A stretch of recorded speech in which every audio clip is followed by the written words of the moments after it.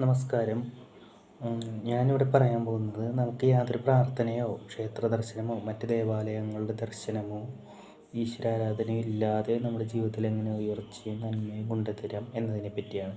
അപ്പോൾ ഞാനീ പറയുന്ന കാര്യങ്ങൾ നിങ്ങൾക്ക് ഇഷ്ടമായെങ്കിൽ, സ്വീകാര്യമായി തോന്നുന്നെങ്കിൽ നിങ്ങളത് ആ കാര്യങ്ങൾ ഫോളോ ചെയ്യുക. അല്ലെങ്കിൽ നിങ്ങൾ ആ കാര്യങ്ങൾ ഫോളോ ചെയ്തുകൊണ്ട് ക്ഷേത്ര ദർശനങ്ങളും ആരാധനകളും ഇതിനൊപ്പം കൂടി ചെയ്യുക. നിങ്ങളുടെ ഇഷ്ടം പോലെ. അപ്പോൾ നിങ്ങൾക്കിത് ഞാൻ ഈ പറഞ്ഞ കാര്യങ്ങൾ നിങ്ങൾക്ക് ശരിയായി തോന്നുന്നെങ്കിൽ നിങ്ങളെൻ്റെ ചാനൽ ലൈക്ക് ചെയ്യുക, സബ്സ്ക്രൈബ് ചെയ്യുക, ഷെയർ ചെയ്യുക. അപ്പോൾ ഞാൻ ആദ്യം പറയുന്ന കാര്യം നമ്മളുടെ കുടുംബം നന്നായി നോക്കുക എന്നുള്ളത്. അതായത് മാതാപിതാക്കളെ സംരക്ഷിക്കുക, അച്ഛനമ്മമാരെ സംരക്ഷിക്കുക. അമ്മയാണ് ആദ്യത്തെ ഗുരു എന്നും രണ്ടാം സ്ഥാനം അച്ഛനാണ്, അങ്ങനെയാണ് നമ്മൾ പഠിച്ചിട്ടുള്ളത്. മാതാപിതാ ഗുരു ദൈവം. അപ്പോൾ അവരെ രണ്ടുപേരെയും നന്നായിട്ട് സംരക്ഷിച്ചാൽ തന്നെ നമ്മളുടെ ഒരുപാട് കാര്യങ്ങൾ നമുക്ക് എത്രയൊക്കെ ദോഷങ്ങളോ പ്രശ്നങ്ങളോ നമുക്കുണ്ടെങ്കിൽ പോലും അതൊന്നും നമ്മളെ ബാധിക്കാതെ രക്ഷിക്കും.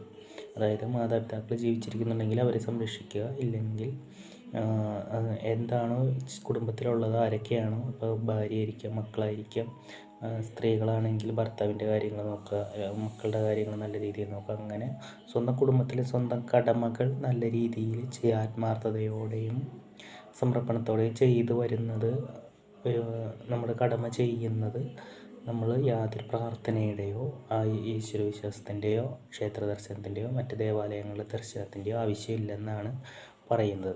അതുപോലെ രണ്ടാമത്തെ കാര്യം, നമ്മൾ മനസ്സ വാച കർമ്മണ ആർക്കും ദുഃഖം വരുന്ന രീതിയിലോ ആർക്കും ദോഷം വരുന്ന രീതിയിലോ ഒന്നും ചിന്തിക്കാതെയും സംസാരിക്കാതെയും പ്രവർത്തിക്കാതെയും ഇരിക്കുക എന്നുള്ളതാണ്. മറ്റൊരാൾക്ക് ദോഷമാകുന്നൊരു വാക്കോ പ്രവൃത്തിയോ ചിന്തയോ നമ്മുടെ ഭാഗത്തുനിന്ന് ഉണ്ടാവരുത്.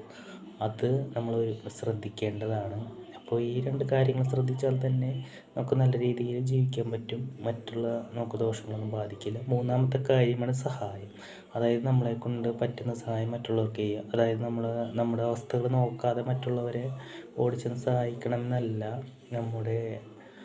നമ്മുടെ ഇപ്പോഴത്തെ സ്റ്റേജിൽ അല്ലെങ്കിൽ സാഹചര്യത്തിൽ നമുക്ക് പറ്റുന്നത് എന്താണ്, അതായത് ചെറിയ സഹായമാണെങ്കിൽ ചെറുതെങ്കിൽ ചെറുത് നമ്മളെക്കൊണ്ട് പറ്റുന്നത് ചെയ്ത് അവർക്ക് സന്തോഷം നൽകുക. നമ്മൾ കാരണം സന്തോഷം മറ്റുള്ളവർക്ക് ഉണ്ടാവുകയാണെങ്കിൽ, അല്ലെങ്കിൽ ഒരാശ്വാസം ഉണ്ടാവുകയാണെങ്കിൽ അതിൽ പരം പുണ്യം മറ്റൊന്നുമില്ലെന്നാണ് പറയാറ്. അപ്പോൾ നമുക്ക് അതിനുള്ള സാമ്പത്തികം ഉണ്ടെങ്കിൽ നല്ല രീതിയിൽ സഹായിക്കുക, അല്ലെങ്കിൽ നമുക്ക് പറ്റുന്ന പോലെ. അപ്പോൾ ഈ മൂന്ന് കാര്യങ്ങൾ ശ്രദ്ധിച്ചു കഴിഞ്ഞാൽ നമുക്ക് ജീവിതത്തിൽ മറ്റുള്ള ഒരു ആരാധനയുടെയോ പുറമെയുള്ള ആരാധനയുടെ ആവശ്യമില്ല.